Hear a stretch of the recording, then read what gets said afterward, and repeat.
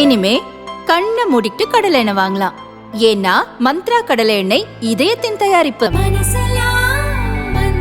வளர்ச்சியும் வாய்ப்புகளும் தொடர தமிழும் தமிழகமும் தலைநிமிர மோடியின் கேரண்டி இருக்கு. பயம் எதற்கு? திமுக கூட்டணியில் ஆதித்தமிழர் பேரவை இடம்பெற்றுள்ளது. இதன் நிறுவனர் அதியமான் கடந்த சட்டசபை தேர்தலில் திருப்பூர் மாவட்டம் அவிநாசி தனி சட்டசபை தொகுதியில் திமுக கூட்டணி வேட்பாளராக களமிறக்கப்பட்டு 65,513 ஓட்டுகளை பெற்றார்.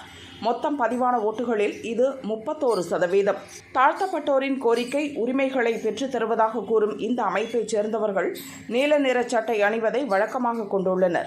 கடந்த சட்டசபை தேர்தலில் வெள்ளை சட்டை அணிந்து பிரச்சாரத்திற்கு வருமாறு உள்ளூர் திமுகவினர் நிர்பந்தப்படுத்தியதால் வேட்பாளர் அதிகமான் வெள்ளை சட்டைக்கு மாறினார்.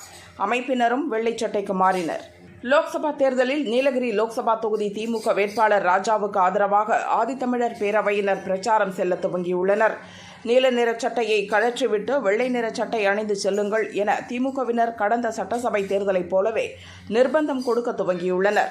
இதனால் மீண்டும் அவர்களுக்கு தர்ம சங்கட நிலை ஏற்பட்டிருக்கிறது.